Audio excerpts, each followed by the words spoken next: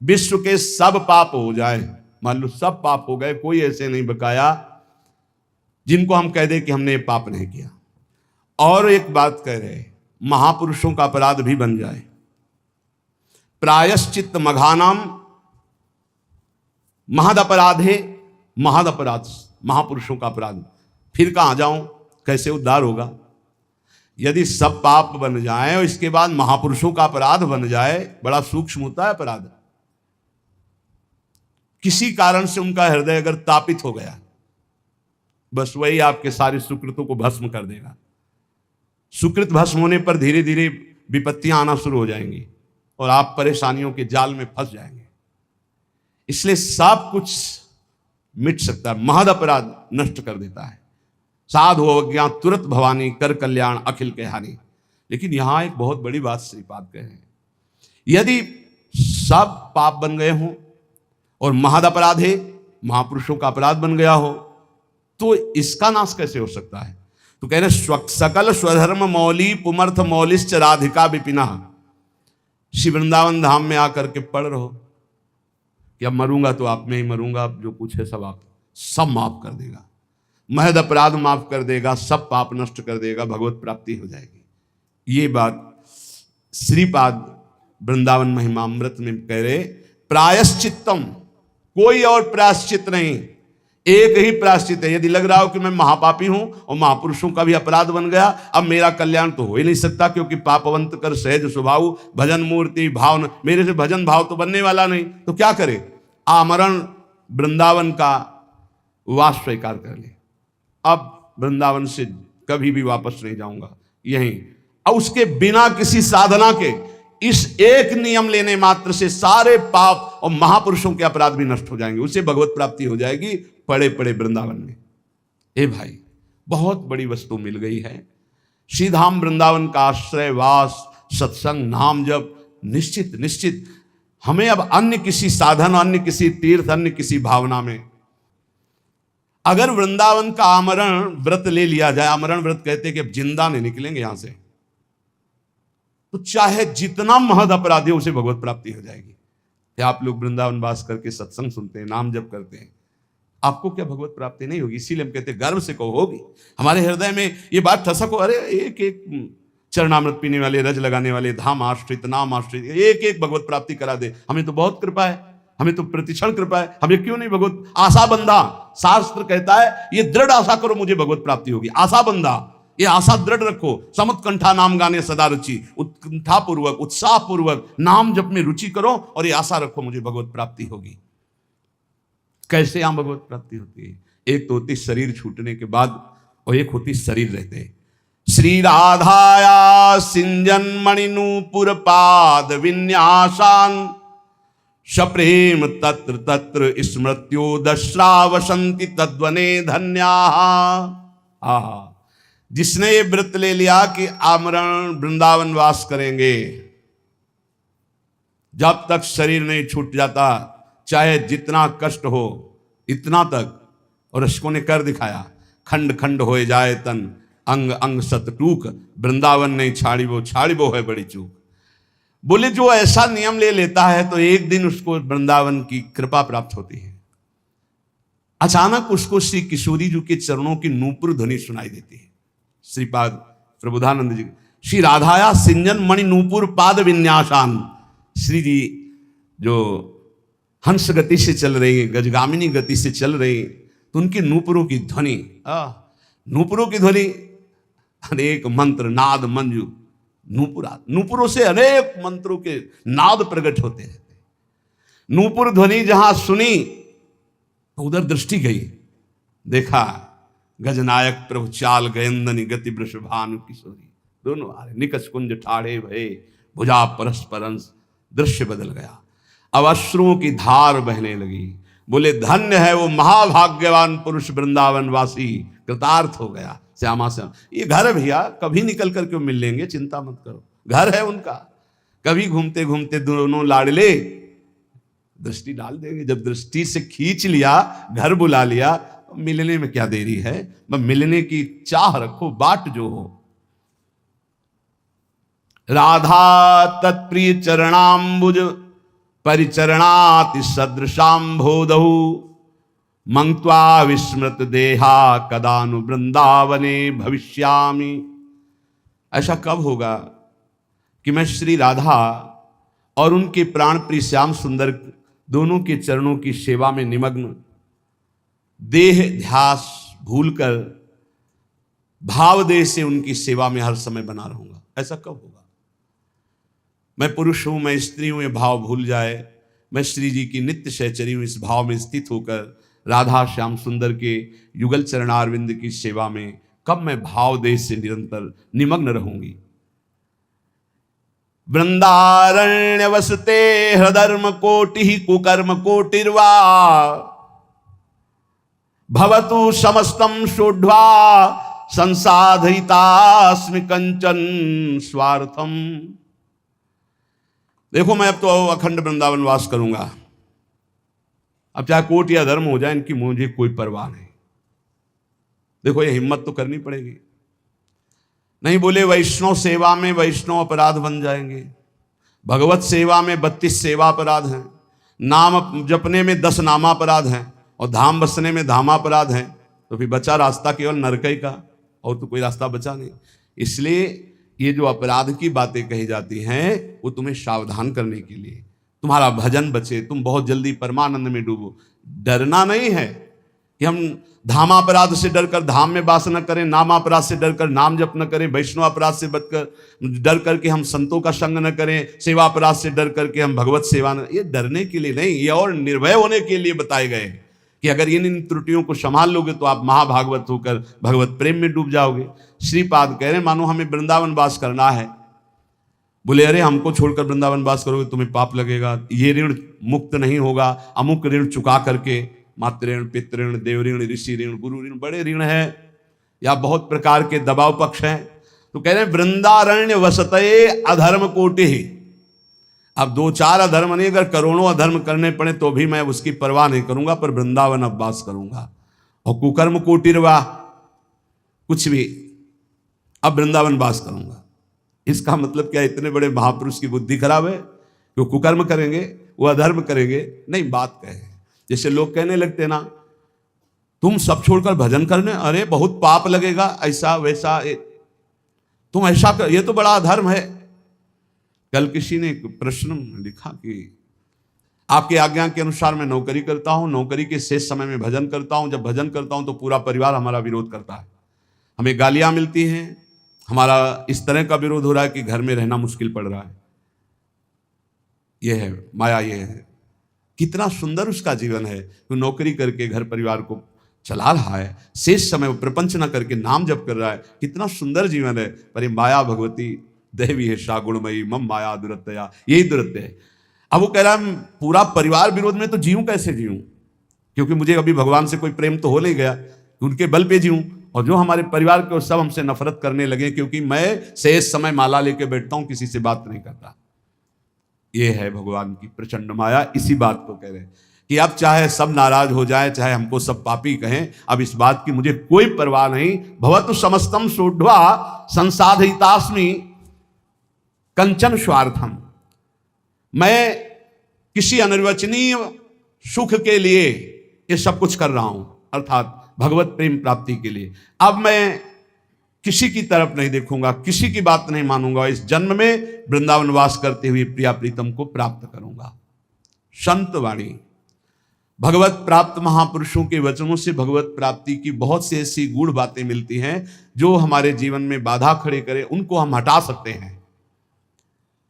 आचार्य श्रीधर स्वामी जी कहते हैं, तपंतु तापैः प्रपतन्तु पर्वता, दट्यन्तु तीर्थानि पठन्तु चागमान्, यजन्तु यागैर्विवदन्तु वादैर्, हरिर्विना नैव मृत्युं तरन्ति। बहुत ध्यान देने योग्य बात कहे।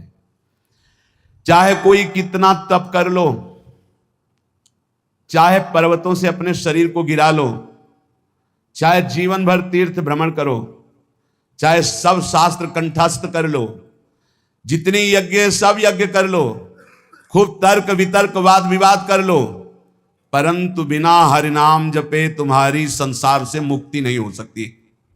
बिना हरिनाम जपे, ये गोस्वामी तुलसीदास जी। वारि मथे घृत होए बरु, सिकता ते बरु तेल, बिनु हरि भजन न भवतरी, या सिद्धांत पेल। तपंतु तापई प्रपतंतु पर्वता, दट्यंतु तीर्थानि, पठंतु चागमान, यजंतु यागैर विवदंतु वादैर, बिना हरिम नैव मृतिम तरंती।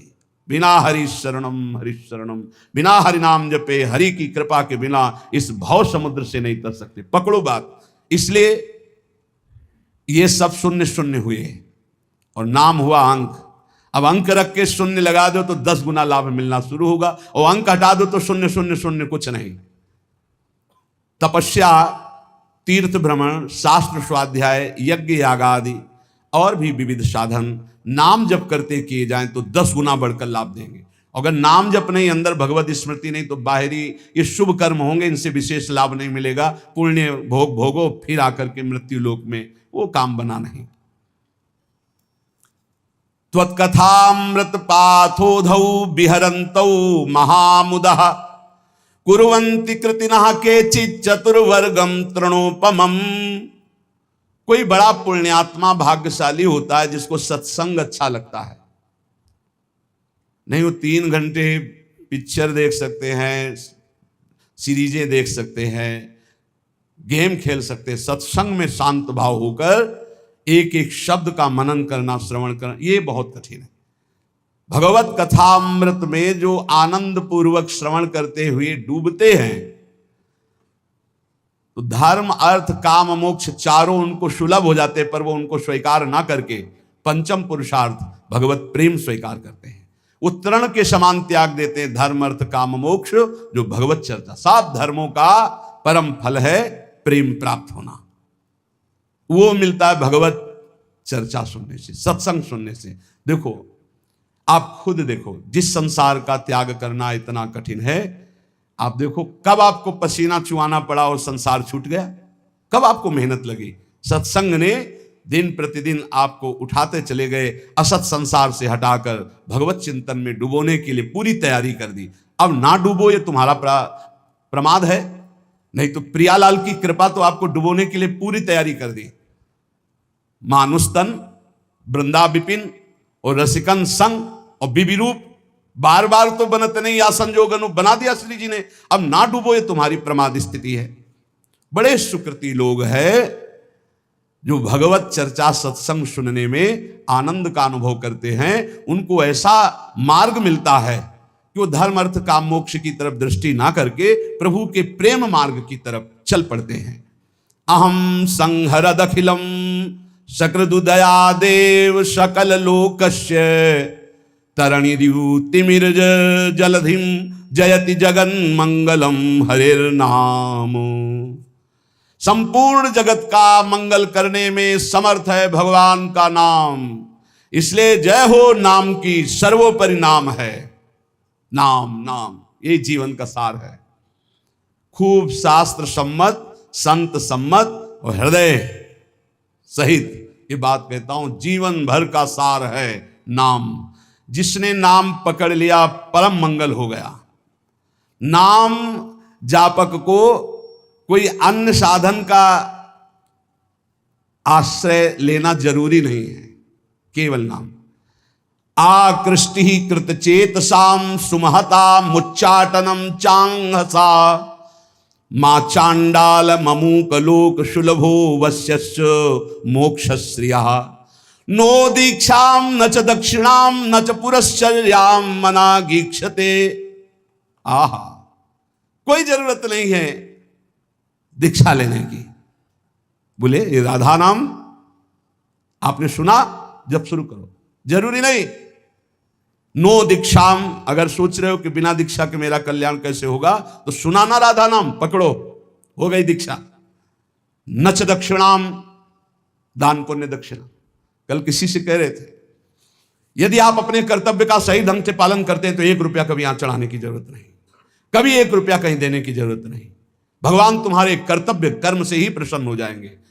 और बेईमानी करके लाखों रुपया लाओ, इधर उधर बांटो, तो सबकी बुद्धि भ्रष्ट होगी। बहुत विचित्र हाल है। ये दान पुण्य का खाने से ऐसे डरो जैसे जहर से डरते हैं। कई बार कहा है, गृहस्थों के अन्न के बड़े बड़े दांत, भजन न करोगे तो फाड़ डालेंगे आंत। सबकी भावना बनती कि हम साधु सेवा करें, होती है कि 4 रोटी हम पाते हैं तो 2 पवाएं, ऐसा होता है। ये जो अधर्म का पैसा का भंडारा पवाओगे ना संतों को, तो ये आपस में खोपड़ी फोड़ेंगे, पट्टी बांध करके घूमेंगे। जहाँ तिलक लगता है वहाँ पट्टी बंधेगी, जहाँ एक दूसरे के चरणों में झुकना चाहिए वहाँ बहनी बिटिया की गाली और थप्पड़ चलेंगे। क्यों? क्योंकि तुम्हारे पैसे हैं, तुमने जैसा कमा के दिया वैसे ही। सुनाया था ना, एक परमहंस जी जंगल में रहते थे, राजा गए, बहुत दिन पीछे पड़े, निमंत्रण दिया, चलो महाराज। महल में गए, प्रसाद पाया। अब वो राज वैभव का प्रसाद, जंगल में आए तो अब उनको गुलरी पिपरी ये सब अच्छा नहीं लगता, कंदमूल फल, बस रास्ते ही देखते कभी घोड़ा दिखाई दे राजा का और निमंत्रण दे दे।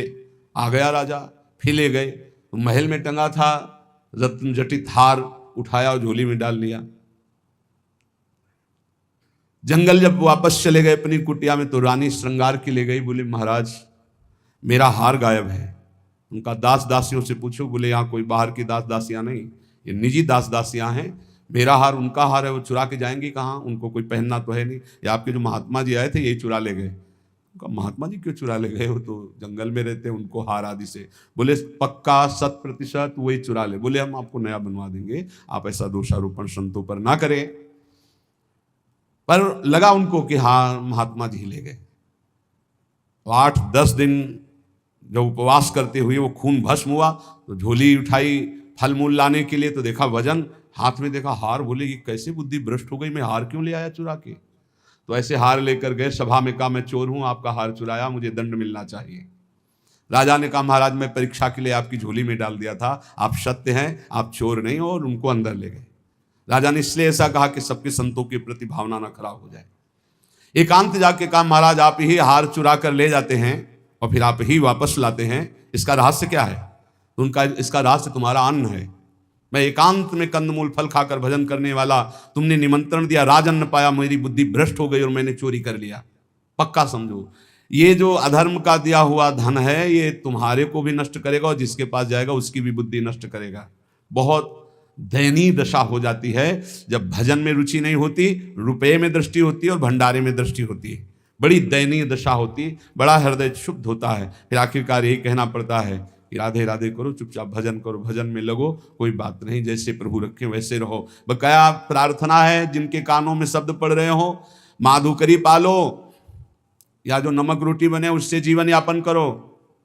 ये दूसरों के द्वारा दिए हुए बहुत प्रकार के मेवा पकवान मिष्ठान अगर खाओगे तो आपस में बुद्धि आपकी द्वेष राग करेगी, लड़ाई झगड़ा करेगी, भगवत प्राप्ति नहीं कर पाएगी। नच दक्षिणाम, बिल्कुल कड़े रहो।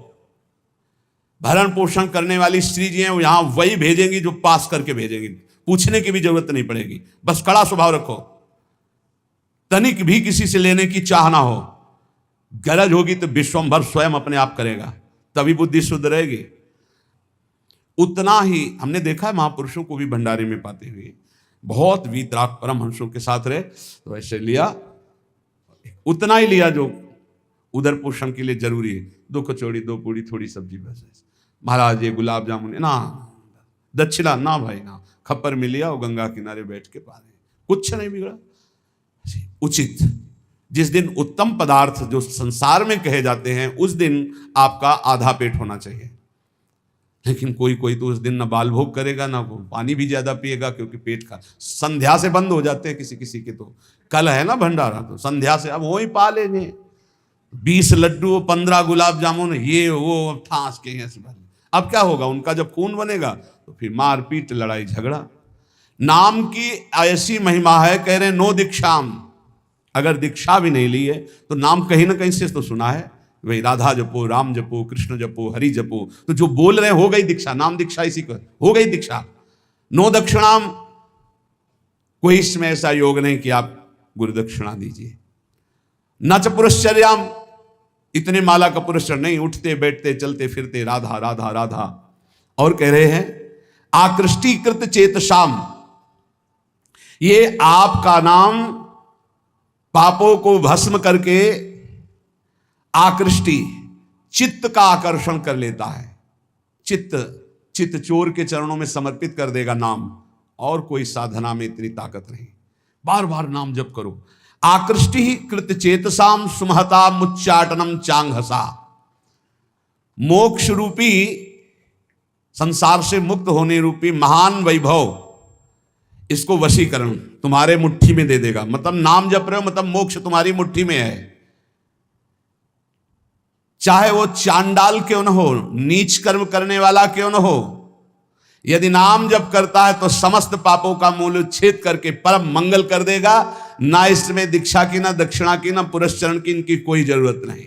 नाम जे भी जिह्वा का स्पर्श किया, मंत्रोयम रसनास प्रगेव फलति, ये पराविद्या है राधा नाम। जे स्पर्श किया सारे पाप नष्ट हो गए, पूर्ण फलप्रदम, जो चाहोगे वो प्राप्त हो जाएगा।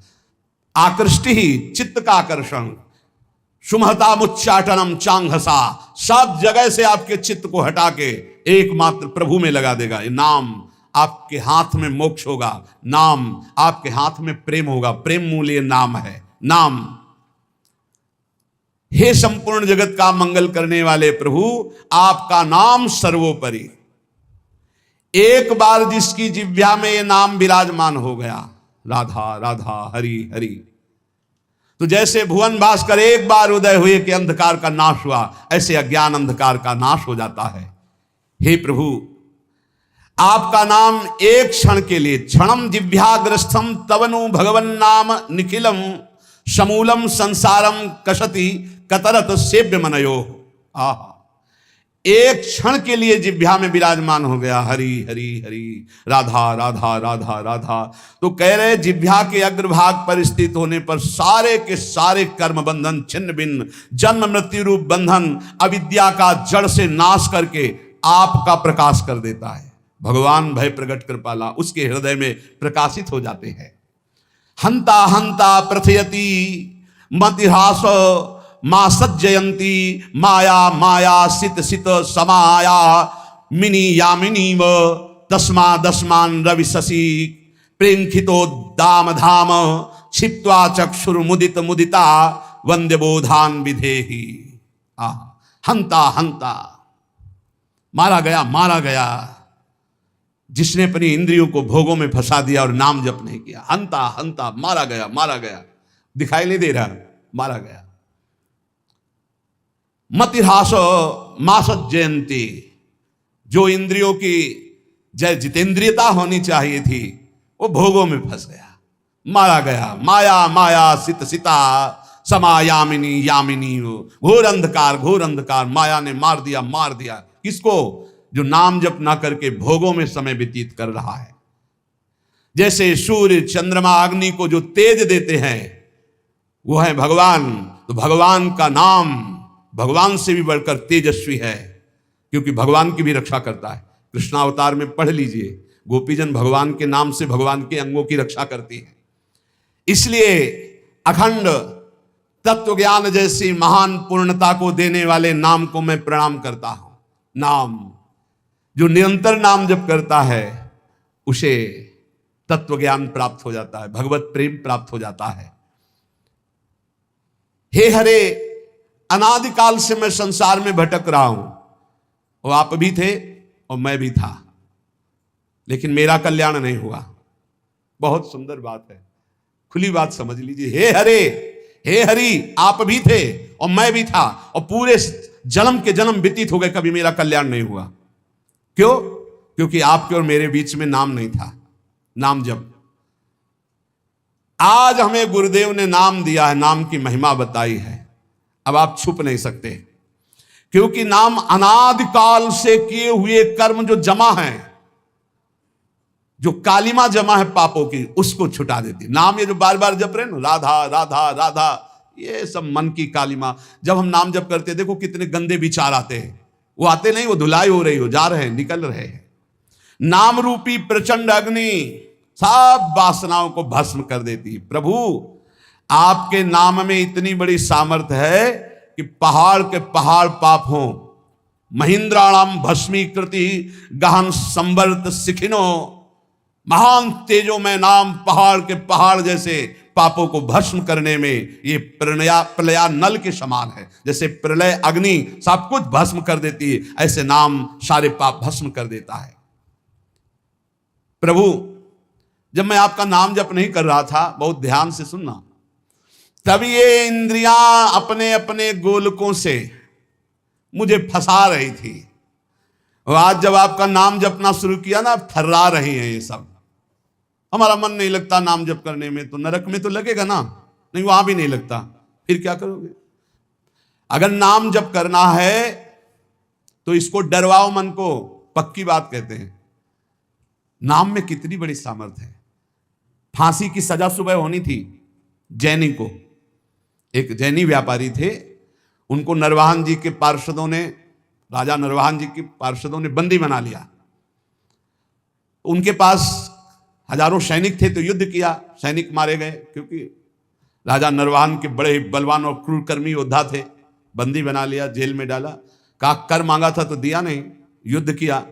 अब उसका दंड यह है कि जितनी संपत्ति जब्त की इतनी संपत्ति और मंगाओ, नहीं तो तुम्हें कल फांसी दी जाएगी। उसने कहा हाई नहीं संपत्ति तो कहां से मंगाए, तो कहा कल फांसी दी जाएगी। रात में उनको भोजन देने के लिए जो एक कर्मचारी थी, वो गई और कहा मैं जानती हूं कि तुम निर्दोष हो, पर देखो यहां का बल कानून है और कोई कानून नहीं है। महाबलशाली है नरवाहन जी, उनका परिकर बख्शेगा नहीं, कल तुम्हें फांसी होगी। और उसके होश उड़ गए। कल होगी? बोले कल दिन में तुम्हें नहला धुलाकर फांसी दी जाएगी। बोले कोई उपाय बचने का है? बोले एक उपाय पक्का है, पक्का।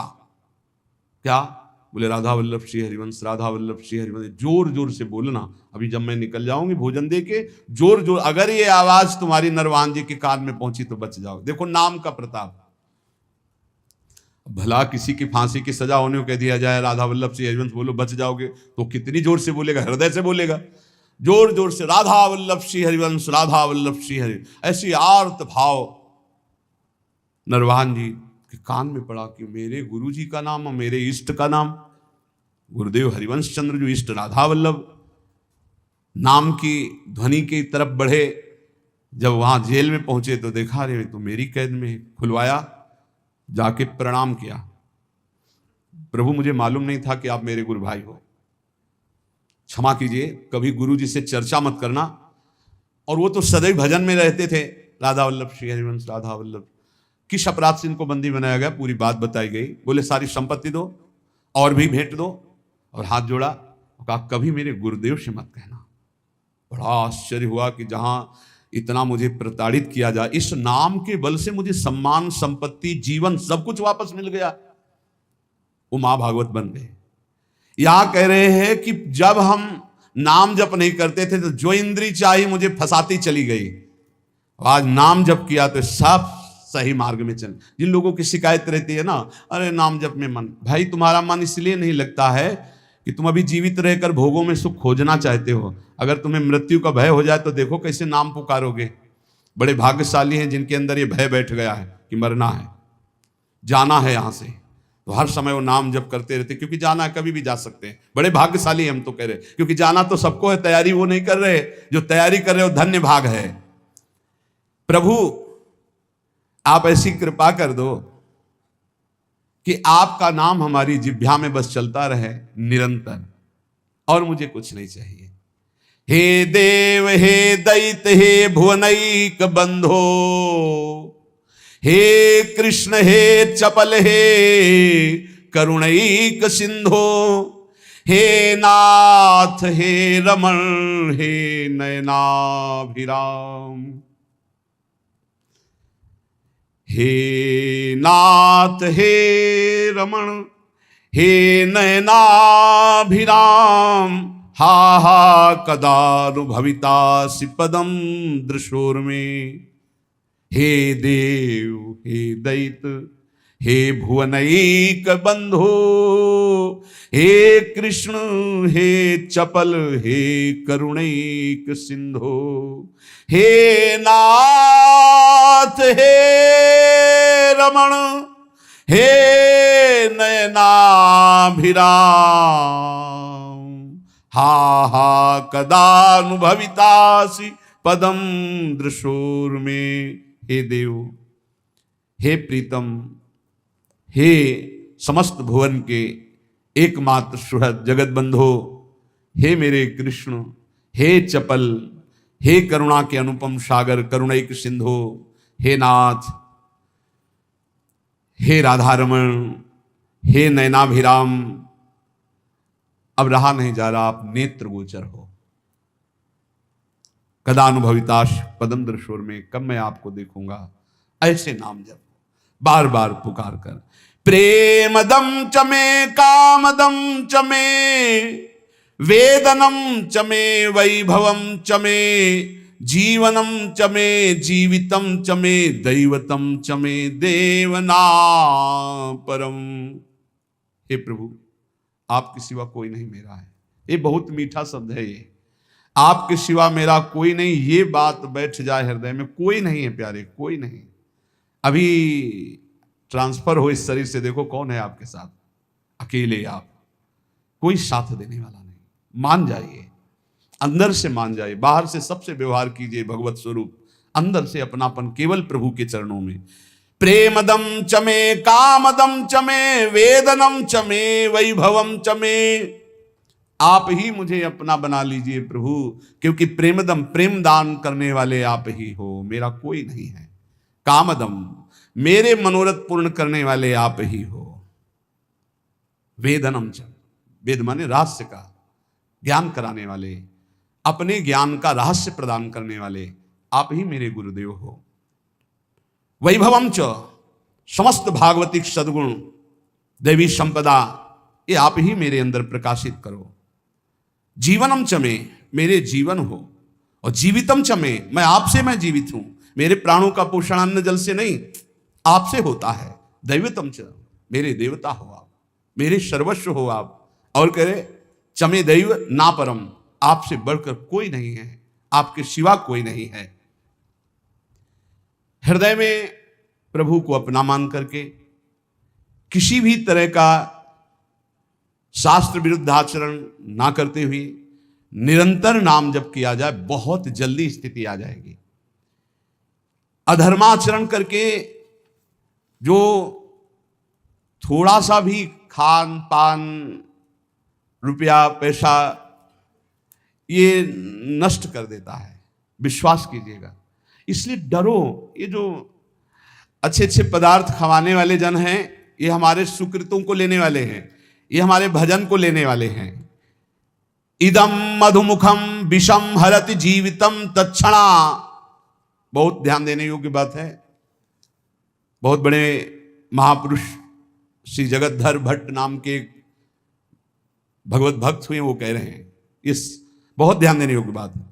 इदम मधुमुखम, ये जो पराया दान है, रुपया पैसा है, भोजन सामग्री है, ये मधुमुखम, देखने में तो शहद जैसा लगता है, कितना बढ़िया खीर, कितना रसगुल्ला, कितनी ये, लेकिन विषम, ये विष है। हरति जीवितम तत्क्षणा दपथ्यमिदमासितम व्यथयते विपाके वपुः। इदम तृणगणावृतम बिलमधो विधत्ते क्षणा द्यद्यत्र मलिनोल्बणैर्द्रविणमर्जितम कर्म भी। इस संसार में ये जो पाप कर्म कमा करके धन एकत्रित करते हैं, या इन पाप कर्म करने वालों का जो धन लिया जाता है, ये देखने में आरंभ में शहद जैसा दिखाई देता है, बहुत मीठा, बहुत अच्छा, सुखद, लेकिन इसको भोगने में विष है। जो जब तक भोगा नहीं जाता तब तक ये अमृत जैसा दिखाई देता है, अधर्म की कमाई। और जहां भोगा गया तहां ये बुद्धि नष्ट, जीवन नष्ट, तेज नष्ट, सब नष्ट कर देता है। भूखे रहना पसंद है, अधर्मियों के द्वारा दिया हुआ दान नहीं स्वीकार करना चाहिए। पक्का समझो, पक्का। ये कैसा है?